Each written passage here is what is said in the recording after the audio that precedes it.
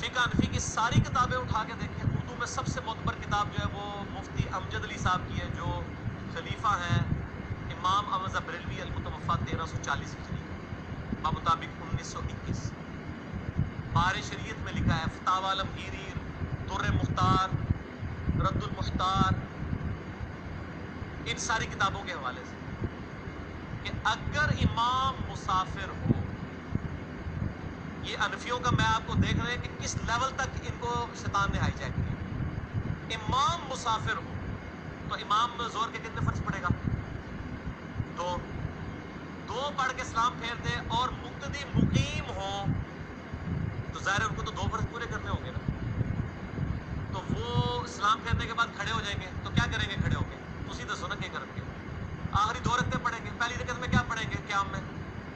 سورہ فاتحہ۔ لیکن تسی کہہ رہے ہو نا، تھوڑے بزرگان دین نے نیچے کہتے ہیں۔ فقہ حنفی کا مسئلہ ہے کہ آپ ان آخری 2 رکعتوں میں کچھ بھی نہیں پڑھیں گے، بلکہ اندازہ کر کے اتنی دیر کھڑی رہیں گے کہ جتنی دیر فاتحہ پڑھی جاتی ہے، چونکہ آپ امام کے پیچھے ہیں اور امام کی قرات مقتدی کے لیے کر او امام اللہ نے بندو سلام پھیر کے جتیاں پا کے بھی باہر ٹر گیا ہے، ہوں بھی امام کے پیچھے ہیں، لیکن اندازہ کریں امام کے پیچھے کہاں سے ہے؟ امام مسافر نے سلام پھیرا، وہ نماز سے باہر نکل گیا، اور آپ ابھی بھی یہ تصور کریں گے چونکہ آپ امام کے پیچھے ہیں۔ یہ بابیوں کا حال ہے، نہ میں بابی نہ میں بابی۔ اے یوٹیوب بھی میرا کلپ دیکھو بار بار، میں ہر لیکچر ہی بولنا چاہے نہ میں بابی نہ میں بابی۔ اے بابی ہونے تھے، بابیا نے مننا ہے۔ یہ پہلی دفعہ جب ہم کی قرات تھی، اس کی 2 آپ کی 4 کے برابر ہو گئی ہے، ٹھیک ہے جی؟ اچھا، اور فاتح کافی ہوئی ہے، باقی کوئی چیزیں کافی نہیں ہوئی ہیں۔ سبحان ربی العظیم، سبحان ربی وہ کافی نہیں ہویا۔ کیا جعلی مسئلے بنائے ہوئے ہیں۔ اللہ کے بندو شکر ہے یار گورے کو نہیں مطلب اردو آتی تے تانوں انگریزی نہیں آتی، ورنہ تے اے دین تسی پیش کر سکتے ہو۔ جنازہ نکال دیے انہوں نے۔ یہ حنفیوں کا جو آج بڑی آگے میٹھی میٹھی باتیں کر رہے ہوتے ہیں جی، وہ 3 برے اعظموں میں ہماری پھیلی ہوئی ہے، اے پھیلی ہوئی جے اے اللہ دے بندے مسئلے جا کے اپنے گھر بچیاں نو بھی دسو نا، وہ بھی تہاڈا اختیار نا۔ نحمدہ ونصلی علی رسولہ الکریم، اما بعد۔ معزز سامعین، السلام علیکم ورحمۃ اللہ وبرکاتہ۔ اللہ جل شانہ کا بہت شکر ہے کہ اللہ تعالیٰ نے ہمیں دور حاضر کے ایک بڑے فتنہ محمد علی مرزا کے خلاف کام کرنے کی توفیق عطا فرمائی ہے۔ الحمدللہ محمد علی مرزا کے جواب میں کافی سارے بیانات ہمارے آ چکے ہیں، اور وہ بیانات اتنے علمی تحقیقی مدلل تھے کہ نہ محمد علی مرزا ان کا کوئی جواب دے سکا، اور نہ ہی محمد علی مرزا کا کوئی چیلا ان کا جواب دے سکا، اور انشاءاللہ دے بھی نہیں سکیں گے۔ ہماری اس گفتگو کو اگر کوئی بھائی پہلی مرتبہ سن رہا ہے، ابھی ہمارے چینل پر نیا آیا ہے، تو ہم اس بھائی سے گزارش کریں گے کہ ہمارے چینل اسی آواز حق 4 پر آپ کو محمد علی مرزا کے خلاف کافی سارے بیانات ملیں گے، آپ ان کو ضرور سنیں۔ آج ہم انشاءاللہ محمد علی مرزا کے ایک بیان، امام کے پیچھے سورۃ الفاتحہ کا مختصر سا جائزہ لیں گے، اور آپ کے سامنے اس کے فریبوں کو، فراڈوں کو واضح کریں گے۔ محمد علی مرزا نے اپنے اس بیان میں بھی دیگر بیانات کی طرح احناف پر کافی زیادہ اعتراضات کیے ہیں، اور احناف کے ایک مسئلہ کا خوب مذاق اڑایا ہے۔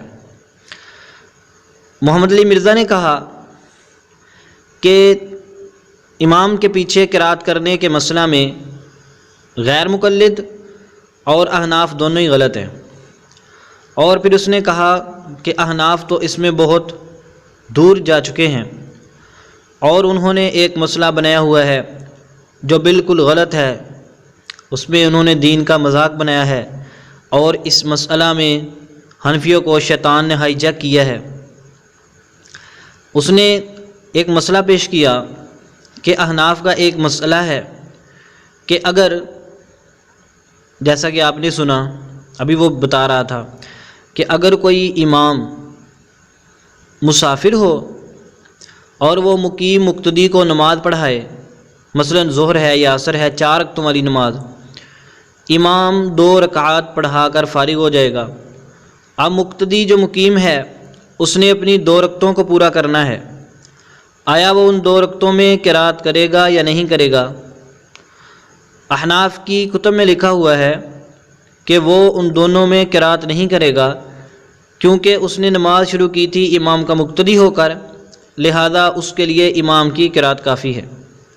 البتہ احناف کے بعض بزرگ فرماتے ہیں کہ وہ ان 2 رکعتوں میں قرات کرے گا، وہ اس کو ایسے ہی سمجھتے ہیں کہ جیسے وہ بندہ ہوتا ہے جو امام کے ساتھ نماز میں اس وقت شریک ہوا جب اس کی 1 یا 2 رکعت رہ گئی تھی۔ اب ظاہری سی بات ہے کہ جب وہ اپنی رہی ہوئی رکعتوں کو پڑھنے کے لیے کھڑا ہوگا تو ان میں قرات کرے گا۔ یہ سب احناف کا نہیں ہے، البتہ جمہور احناف کا مذہب ہے کہ وہ مقیم مقتدی ان 2 رکعتوں میں قرات نہیں کرے گا۔ محمد علی مرزا نے یہ مسئلہ پیش کیا ہے اور اس مسئلہ پر خوب دانت نکالے ہیں اور کہا کہ حنفیوں کو شیطان نے ہائی جیک کیا ہے اور ان لوگوں سے کہتا ہے ہاں بھائی تم بتاؤ کہ وہ فاتحہ پڑھے گا کہ نہیں پڑھے گا؟ لوگوں نے کہا پڑھے گا، کہتا ہے تمہارے بزرگان دین تو یہ نہیں کہتے۔ آپ اندازہ کریں اس شخص کا کہ یہ لوگوں کے دلوں سے کیسے بزرگان دین اور علماء دین کی محبت کو کم کر رہا ہے، ایسا میٹھا زہر ان کے سینے میں اتار رہا ہے تاکہ ان لوگوں کے دلوں سے بالکل بزرگان دین کی محبت ختم ہو جائے اور ایک گنونی سی تصویر ان کے سامنے پیش کی جائے۔ تو خیر ہم آتے ہیں اس مسئلہ کی طرف جس پر محمد علی مرزا نے اعتراض کیا ہے۔ محمد علی مرزا نے کہا کہ جب یہ رکعات پڑھنے کے لیے کھڑا ہوگا تو قرات نہیں کرے گا، کیوں؟ امام کی قرات مقتدی کے لیے کافی ہے۔ کہتا ہے حالانکہ وہ امام جوتا پہن کر جا چکا ہے اور یہ مقتدی ابھی بھی اپنے آپ کو اس کے پیچھے سمجھ رہا ہے۔ معزز سامعین، احناف الحمدللہ مسئلہ کے حل کے لیے قرآن پاک کی طرف رجوع کرتے ہیں، حدیث مبارکہ کی طرف رجوع کرتے ہیں، صحابہ کرام کے اقوال کو دیکھتے ہیں، اور چوتھے نمبر پر آ کر قیاس مجتہد کی باری آتی ہے۔ اس مسئلہ میں الحمدللہ احناف نے حدیث مبارکہ پر عمل کیا ہے۔ وہ کس طرح؟ ذرا آپ یہ دیکھیں کہ جس شخص کی نماز کا مسئلہ ہے وہ ہے مقیم مقتدی۔ ہم پہلے یہ دیکھتے ہیں کہ اس نے یہ نماز شروع کیسے کی ہے۔ اس نے یہ نماز شروع کی ہے امام کے ساتھ شروع سے شریک ہوا، امام کے ساتھ اس نے 2 رکعات پڑھی۔ اب چونکہ امام کا عذر ہے، عذر کیا؟ وہ مسافر ہے، اس نے 2 رکعات پڑھنی ہے اور اس نے 4 پڑھنی ہے۔ اب اگر ہم اس مقتدی کی نماز کی ابتدا کو دیکھیں گے تو ہم یہ کہیں گے کہ یہ امام کا مقتدی ہے ابتدا کے اعتبار سے، اور آپ کو پتہ ہے کہ مقتدی کو کیا حکم دیا جاتا ہے قرات کے بارے میں؟ اس کو 2 حکم دیے جاتے ہیں۔ نبی پاک صلی اللہ علیہ وسلم کا ارشاد ہے کہ جب امام قرات کرے تو تم خاموش رہو۔ اس حدیث مبارکہ سے معلوم ہوا کہ جب امام قرات کر رہا ہو تو مقتدی کو خاموش رہنا چاہیے۔ ایک بات ہو گئی۔ دوسری، نبی پاک صلی اللہ علیہ وسلم کا فرمان صحیح سند کے ساتھ مسند احمد، مصنف ابن ابی شیبہ وغیرہ میں موجود ہے۔ نبی پاک صلی اللہ علیہ وسلم نے فرمایا امام کی قرات مقتدی کے لیے کافی ہے۔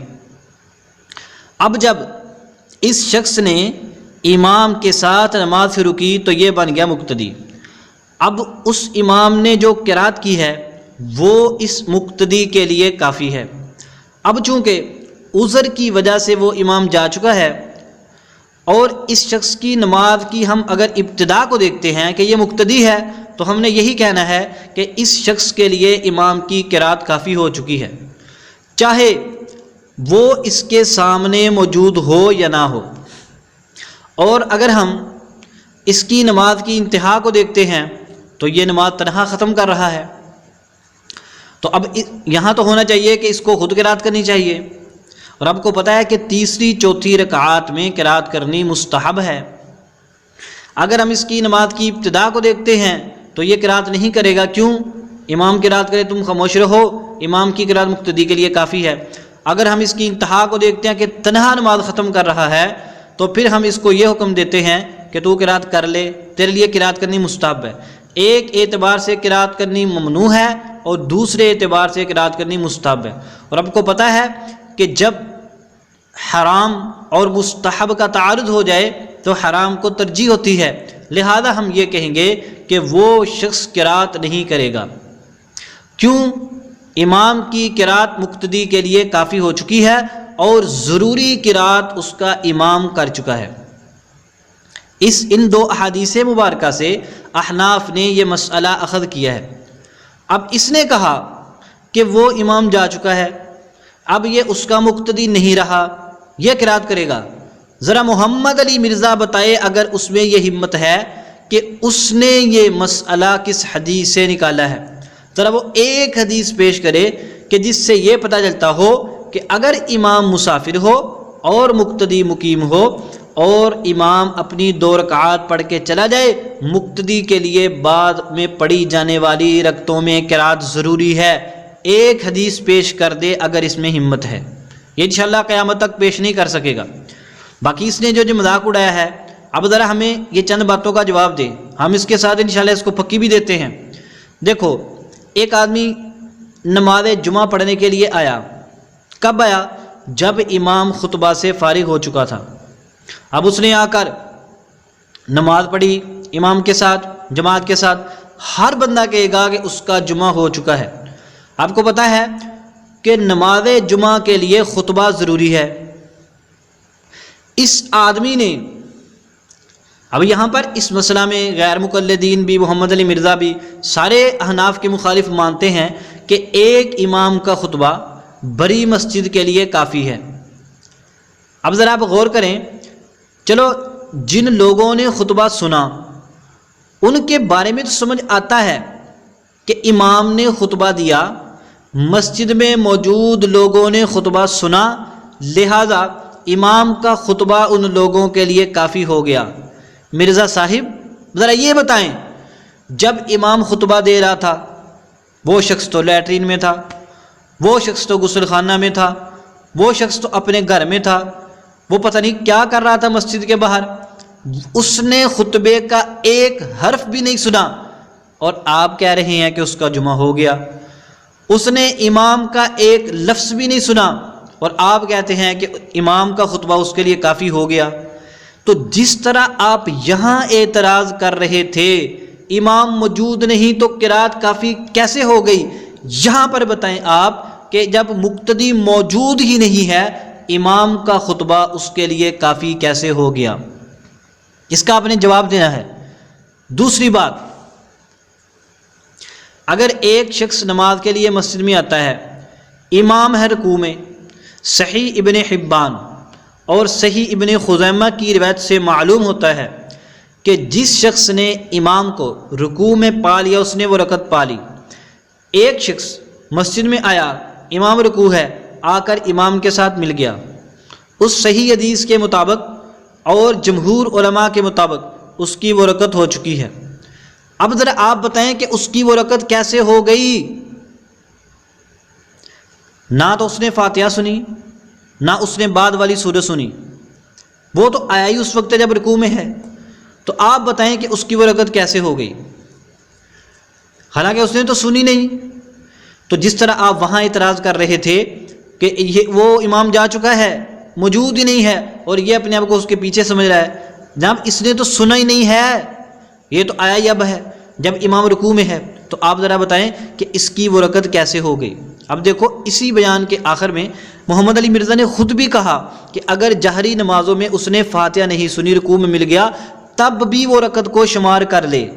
مرزا صاحب ذرا آپ پھنس گئے نا، اب ذرا آپ بتائیں، یہ آدمی اس وقت آیا، اس نے فاتحہ سنی نہیں، رکوع میں مل گیا، تب بھی یہ جہری نمازوں میں اپنی رکعت شمار کر لے، کیسے شمار کرے گا؟ اس نے تو فاتحہ سنی نہیں ہے، اس نے تو قرات سنی نہیں، یہ تو آیا ہی بعد میں، امام قرات کر رہا تھا، یہ پتہ نہیں لیٹرین میں تھا، ٹونٹیوں پر تھا، وضو کر رہا تھا، گھر میں تھا، پتہ نہیں کہاں تھا، اس کے لیے اس کی قرات کافی کیسے ہو گئی؟ فاتحہ کافی کیسے ہو گئی؟ اس کی وہ رکعت کیسے ہو گئی حالانکہ یہ موجود نہیں تھا؟ اگر اس امام کی عدم موجودگی مقتدی پر اثر کرتی ہے تو یہاں مقتدی کی عدم موجودگی مقتدی کی نماز پر اثر کیوں نہیں کرتی؟ اس کا آپ نے جواب دینا ہے۔ تو پتہ چلا کہ فی الجملہ اقتداء کافی ہے، مکمل اقتداء ضروری نہیں ہے۔ فی الجملہ اقتداء سے ہی مقتدی پر اس کے امامت والے اور اقتداء والے احکام لاگو ہوں گے، اور وہ تو بیچارہ 2 رکعتوں میں اس کی اقتداء کر چکا ہے، اور قرات بھی وہ باقی ہے جو مستحب ہے، اور آپ پھر بھی احناف کے مسئلہ کا مذاق اڑا رہے ہیں۔ یا اپنے احناف کے مسئلہ کا مذاق اڑا کر بالکل غلط کیا ہے۔ اچھا، پھر محمد علی مرزا نے ایک اور اعتراض کیا کہ احناف کہتے ہیں کہ یہ جو مقتدی ہے 2 رکعتیں پڑھے گا، مقیم مقتدی، یہ ان میں فاتحہ نہیں پڑھے گا، سبحان ربی العظیم، سبحان ربی الاعلیٰ وغیرہ باقی چیزیں پڑھے گا، کہ فاتحہ ہی کافی ہے، باقی چیزیں کافی کیوں نہیں ہوئیں؟ مرزا صاحب، لگتا ہے کہ آپ کو علم کی کمی کے ساتھ ساتھ عقل کی بھی کمی ہے۔ آپ نے حدیث مبارکہ پڑھی ہے، نبی پاک صلی اللہ علیہ وسلم نے فرمایا امام کی قرات مقتدی کے لیے کافی ہے۔ آپ نے یہ روایت اپنے اس بیان میں بیان بھی کی تھی، امام کی قرات مقتدی کے لیے کافی ہے۔ آپ ہمیں ایک حدیث سنا دیں جس میں رسول پاک صلی اللہ علیہ وسلم نے فرمایا ہو امام کی سبحان ربی العظیم مقتدی کے لیے کافی ہے، امام کی سبحان ربی الاعلیٰ مقتدی کے لیے کافی ہے۔ آپ پیش آج کر دیں، ہم انشاءاللہ ابھی سبحان ربی العظیم اور سبحان ربی الاعلیٰ امام کے پیچھے چھوڑنے کے لیے تیار ہیں۔ آپ کیوں اعتراض کرتے ہو ایسا؟ حضور پاک صلی اللہ علیہ وسلم نے صرف قرات کی بات کی ہے، اس لیے احناف بھی قرات کی بات کرتے ہیں۔ حضور پاک صلی اللہ علیہ وسلم نے سبحان ربی العظیم، سبحان ربی الاعلیٰ ان چیزوں کی بات نہیں کی کہ یہ مقتدی کے لیے کافی ہیں۔ آپ حدیث پیش کر دیں، ہم اس کو چھوڑتے ہیں۔ ہم نے مسئلہ حدیث سے لیا ہے، آپ کی اطلاع کے لیے عرض ہے، اس لیے آپ اس پر بالکل اعتراض نہ کریں۔ اس لیے ہم کہتے ہیں کہ وہ مقتدی یہ باقی چیزیں پڑھے گا، فاتحہ نہیں پڑھے گا۔ کیوں؟ قرات کے بارے میں واضح صحیح حدیث موجود ہے۔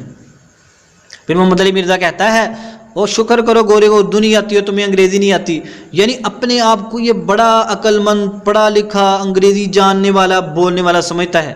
یہ تو اس کا متکبرانہ لہجہ ہے، متکبرانہ الفاظ ہیں، اس کا تو ہم کیا جواب دیں گے؟ ابا واستکبر وکان من الکافرین، بہرحال اس کو ذہن میں رکھو۔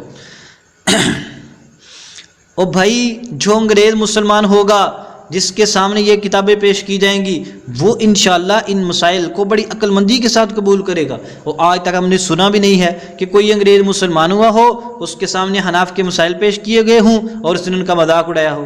یہ تمہاری گندی عقلوں کے اندر، تمہارے گندے ذہنوں کے اندر، اور علماء فقہا کے بارے میں ایسی گندی سوچی آتی ہے۔ ایک تو اور ایک غیر مقلدین کا طبقہ، ان کا اپنا ذہن گندا ہے، اس لیے ان کو فقہ میں گند نظر آتا ہے۔ وہ تو بڑے آرام سے اس کو قبول کرتے ہیں، تمہیں پتہ نہیں ہے؟ ذرا گوروں کی کتابیں تو پڑھو، حضرت امام محمد بن حسن شیبانی رحمۃ اللہ علیہ کی کتنی تعریف کرتے ہیں، تمہیں پتہ نہیں ہے؟ صاحب ہدایہ کی جو ہدایہ کتاب ہے، کیسے انہوں نے اس کے الفاظ کو تبدیل کر کے انگلش میں اس کا ترجمہ کروا کر اپنے لوگوں کو پڑھاتے ہیں۔ تمہیں پتہ نہیں قاضی القضات کیسے بنتے تھے؟ ملکوں کو چلانے کے لیے سب سے مضبوط اور سب سے اعلیٰ فقہ حنفی ہے، اس سے اعلیٰ تمہارے پاس کہاں سے قانون آئے گا؟ وہ بہت عقل مند لوگ تھے، وہ معمولی لوگ نہیں تھے۔ حضرت امام ابو یوسف رحمۃ اللہ علیہ، امام محمد بن حسن رحمۃ اللہ علیہ، حضرت امام ابو حنیفہ رحمۃ اللہ علیہ، تمہیں پتہ نہیں ہے؟ امام محمد رحمۃ اللہ علیہ امام شافعی کے استاد ہیں، اور امام شافعی رحمۃ اللہ علیہ ان کے بارے میں کتنی بڑی بڑی باتیں فرمایا کرتے تھے کہ میں نے اونٹ کے بوجھ کے برابر محمد سے علم حاصل کیا ہے۔ اور حضرت امام ابو حنیفہ کے بارے میں کیا فرمایا کرتے تھے کہ لوگ فقہ میں امام ابو حنیفہ رحمۃ اللہ علیہ کے بال بچوں کی طرح ہیں۔ اور تم کیا سمجھتے ہو کہ چند فقہ حنفی کے مسائل کو لے کر ان کی شکل کو بگاڑ کر عوام کے سامنے پیش کرتی ہو؟ اصل میں جناب بات پتہ کیا ہے؟ فقہ حنفی کو سمجھنے کے لیے بڑی عقل کی ضرورت ہے، اور تمہارے پاس عقل کی بہت کمی ہے۔ اچھا، پھر محمد علی مرزا نے آگے اس بیان میں کہا کہ دیکھو جی جز القرات میں امام بخاری نے یہ لکھا، وہ لکھا، فلاں لکھا، سختوں کی بات کی ہے۔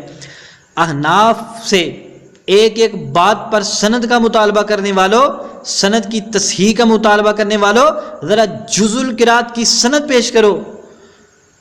حضرت امام بخاری رحمۃ اللہ علیہ کی اس کتاب میں بتاؤ محمود بن اسحاق الخزائی کی توثیق تو ثابت کرو۔ حضرت مولانا محمد امین صفدر اوکاڑوی اللہ اس کی قبر کو نور سے بھر دے، جس نے ساری عمر غیر مقلدین کی دھجیاں فضائے آسمانی میں بکھیر دیں، آج تک یہ اس کو بھولے نہیں، اس کی تکلیف کو نہیں بھولے، اس نے جو ان کو چوٹیں کی ہیں۔ انہوں نے اس وقت کہا تھا محمود بن اسحاق خزائی کی توثیق پیش کرو، کو تو کرو نہ پیش۔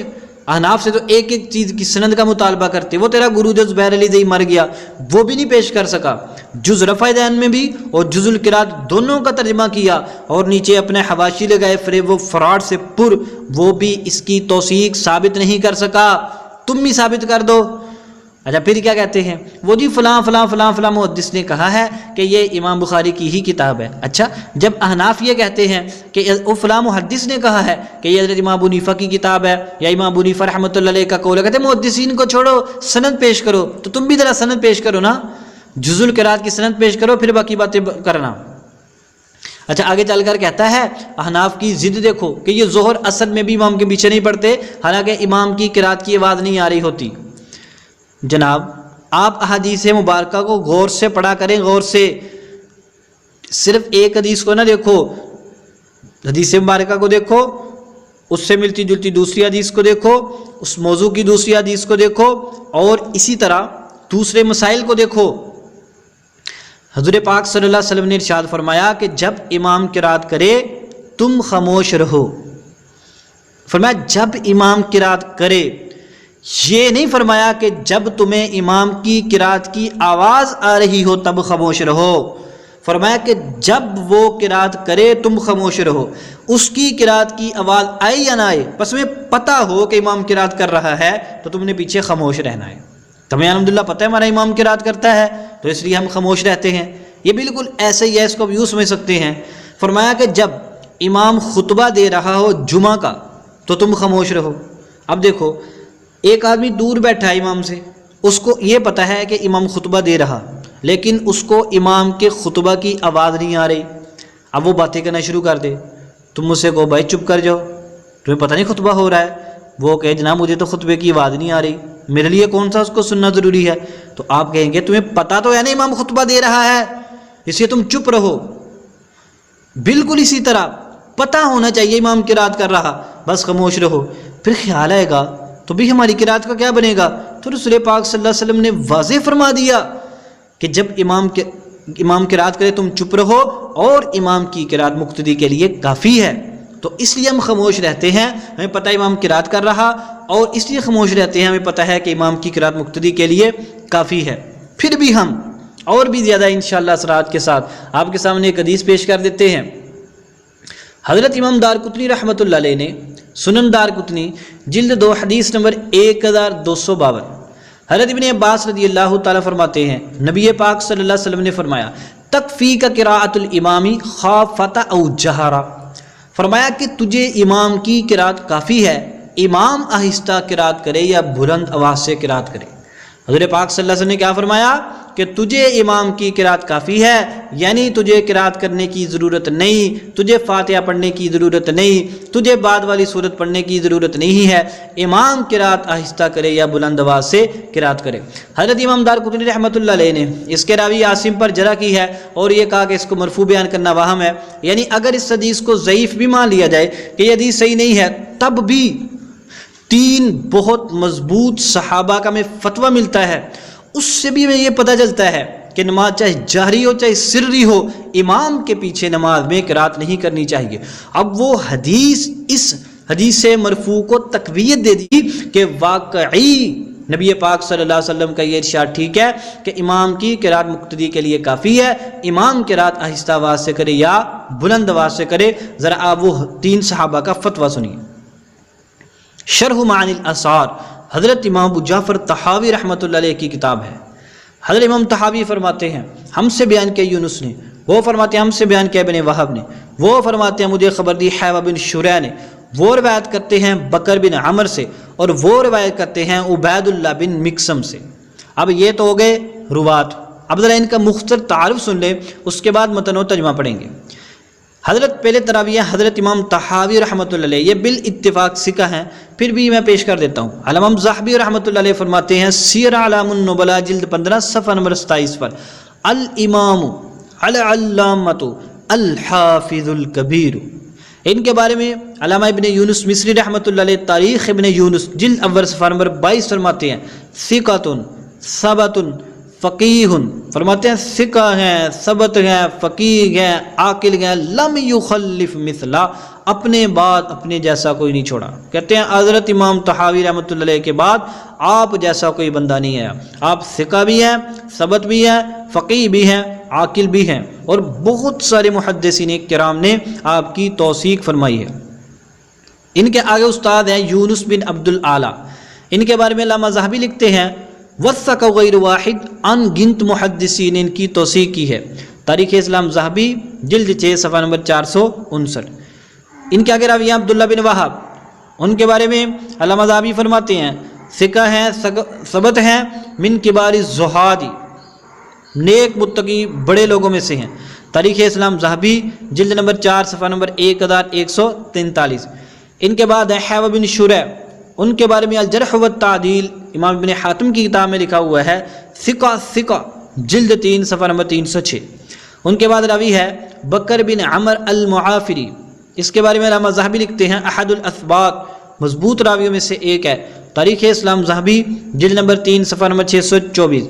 ان کے بعد راوی آتے ہیں امام عبید اللہ بن مکسم، حضرت جابر بن عبداللہ رضی اللہ عنہ کے مشہور شاگرد، ان کے بارے میں الجرح والتعدیل میں لکھا ہے مدینی ثقہ۔ الجرح والتعدیل امام ابن ابی حاتم کی کتاب جلد نمبر 5 صفحہ نمبر 333۔ یہ تو ہو گئی اس کی سند کے روات کی توثیق۔ اب ذرا سنیے الفاظ۔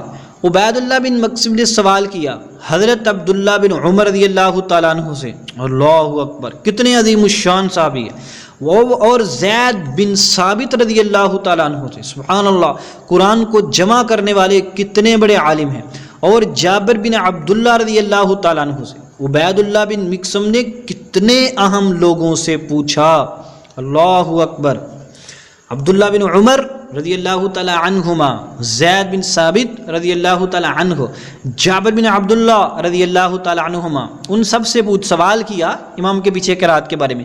فقالو، انہوں نے کہا، تین بڑے عالم صحابہ نے کہا کیا، لا تقرؤ، تم نہ قرات کرو، خلف الامامی، امام کے پیچھے، فی شیء من الصلوات، نمازوں میں سے کسی نماز میں بھی۔ شیء کا لفظ ہمیں بتلاتا ہے کہ یہاں پر تمام نمازوں کو یہ بات شامل ہے، وہ چاہے نماز جہری ہو، وہ نماز چاہے سری ہو۔ ان تین حضرات نے فرمایا کسی نماز میں، نمازوں میں سے کسی میں بھی امام کے پیچھے قرات مت کرو۔ اب یہ کتنا واضح اثر ہے، اس سے تین صحابہ کا فتویٰ معلوم ہوا، عبداللہ بن عمر، زید بن ثابت اور جابر بن عبداللہ رضی اللہ تعالی عنہم، کہ امام کے پیچھے کسی نماز میں قرات نہیں کرنی چاہیے۔ شرح معانی الاثار طحاوی جلد نمبر 1 حدیث نمبر 1312۔ سند کے تمام راوی ثقہ، سند متصل، تین صحابہ عالم، تین عالم صحابہ کا فتویٰ کہ امام کے پیچھے کسی نماز میں قرات نہیں کرنی چاہیے۔ اب اس قول سے معلوم ہوا کہ وہ جو نبی پاک صلی اللہ علیہ وسلم کی حدیث ہے سنن دارقطنی میں، وہ بالکل اپنے مفہوم کے اعتبار سے صحیح ہے کہ امام کے پیچھے قرات نہیں کرنی چاہیے، امام کی قرات کافی ہے، امام آہستہ آواز سے قرات کر رہا ہو یا بلند آواز سے۔ اس لیے محمد علی مرزا کا احناف پر اعتراض کرنا، احناف کا مذاق اڑانا، لوگوں کو ان سے متنفر کرنا بالکل فضول و باطل ہے۔ اللہ تعالی امت مسلمہ کو اس شخص کے فتنے سے محفوظ فرمائے اور ہم لوگوں کو اس فتنہ کے خلاف خوب سے خوب کام کرنے کی توفیق عطا فرمائے۔ وما علینا الا البلاغ المبین۔